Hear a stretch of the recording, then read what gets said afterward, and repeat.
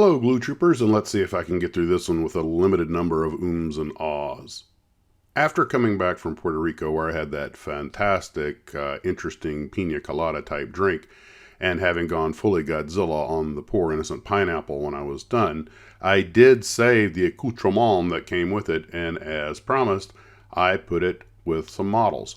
I figured the boys needed a vacation, and what better to spend some time down in Puerto Rico under an umbrella. By the way, there's a certain appropriateness to this, as one of the cars from the TV show Supernatural was acquired down in Puerto Rico. It was a running car that they got for $2,500. Thanks to that TV show, if you want a 67 four-door Impala hardtop, the sport model, then you are looking at about 30 grand, 40 if it's in the condition of the show. Unfortunately, the 3D printed Dean Winchester with a shotgun slipped and fell as soon as I was done photographing it, so it broke the buttstock off again of his sawed-off shotgun, and that had to go get fixed, but it's fixed and the boys are back on patrol.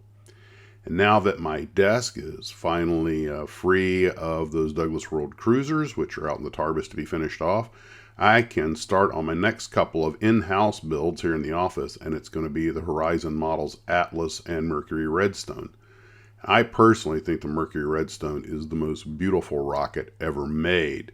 The black and white are offset magnificently by the red of the escape tower. I think it's symmetrical, slender, very good looking, and has the greatest color pattern of any rocket ever. Of course, this comes from the fact that the German engineers were all raised watching movies like Frau Moon, or The Woman on the Moon, one of Fritz Lang's early productions, which is probably the first serious science fiction movie ever made, or arguably more along the lines of futurism. I have a couple of Redstones up on the shelf. One of them's hiding behind the Vanguard gantry. The other one is the big Estes kit, which has flown a few times and will hopefully fly again at some point. But I am looking forward to putting this particular kit on display. And the thing you have to be careful about the Mercury Redstone is that despite a seemingly straightforward paint scheme, it actually can get pretty tricky, because when you have that many linear stripes and decals, if one of them gets just a little out of place, it shows. So I have my work cut out for me. The Atlas, by comparison, should be somewhat simpler. And of course, the reason the Atlas had that shiny metal outside was because basically it was an aluminum balloon. I've actually looked inside a Mercury Redstone or a Redstone rocket, and they have an airframe inside pretty much like an airplane. Actually more intense with the formers and the stringers and the ribs, because it's an older technology design.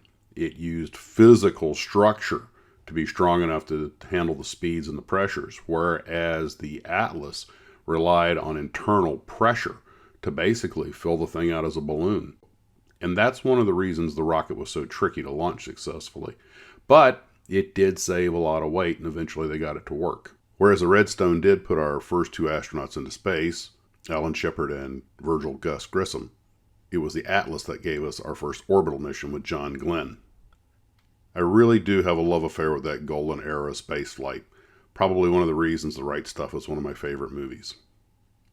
Well, that's what I have for this morning, guys. Again, thanks for joining the live stream. We'll talk at you later, and as always, model on.